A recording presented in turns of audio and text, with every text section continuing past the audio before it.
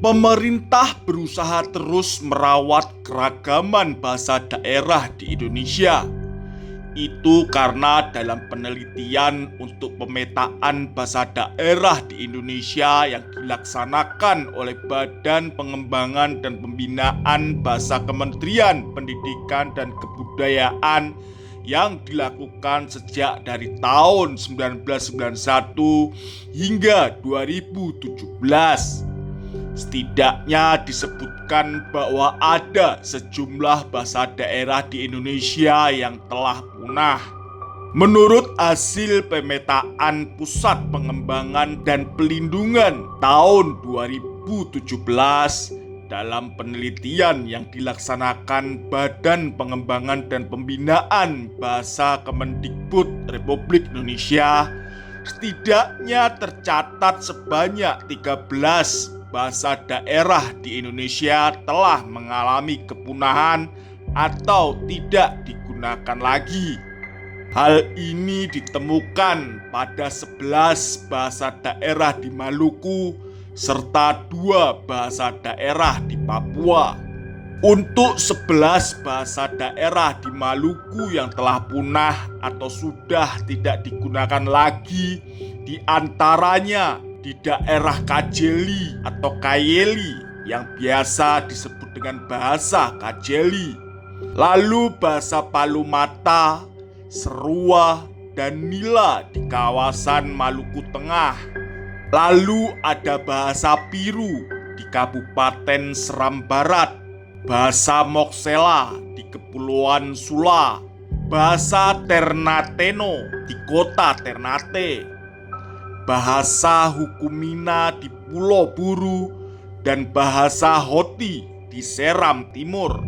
Sedangkan 2 bahasa daerah yang telah punah di Papua ialah bahasa Tandia, yakni bahasa asli penduduk Tandia, distrik Reisei di Kabupaten Teluk Mondama, Papua Barat.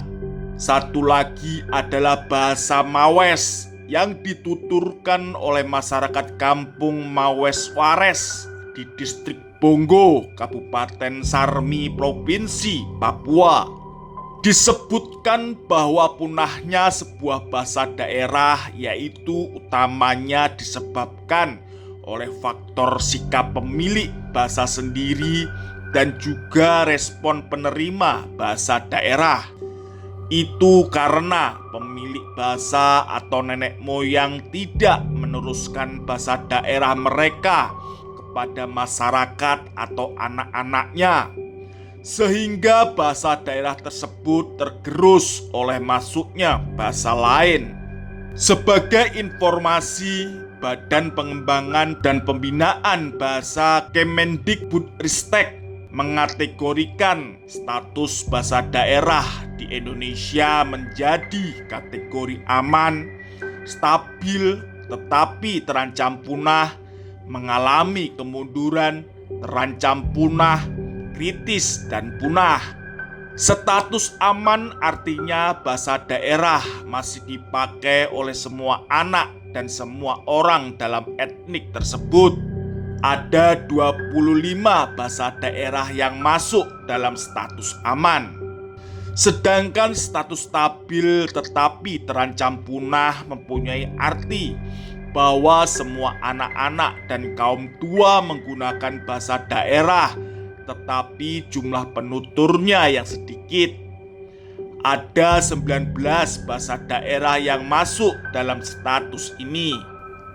Kemudian status mengalami kemunduran, yang artinya sebagian penutur anak-anak, kaum tua, dan sebagian penutur anak-anak lain tidak menggunakan bahasa daerah. Ada 3 bahasa daerah yang masuk dalam status mengalami kemunduran. Lalu status terancam punah, yang artinya semua penutur 20 tahun ke atas dan jumlahnya sedikit. Sementara generasi tua tidak berbicara kepada anak-anak atau di antara mereka sendiri. Ada 25 bahasa daerah yang masuk dalam status terancam punah. Lalu ada status kritis, yang artinya penutur bahasa daerah berusia 40 tahun ke atas yang mempunyai jumlah yang sangat sedikit. Ada 6 bahasa daerah yang masuk dalam status kritis. Lalu yang terakhir ada status punah, yang artinya tidak ada lagi penutur bahasa daerah. Ada 13 bahasa daerah yang masuk dalam status punah. Kemendikbudristek menyatakan setidaknya 5 bahasa daerah di Provinsi Nusa Tenggara Timur atau NTT masuk dalam program revitalisasi bahasa daerah di tahun 2022.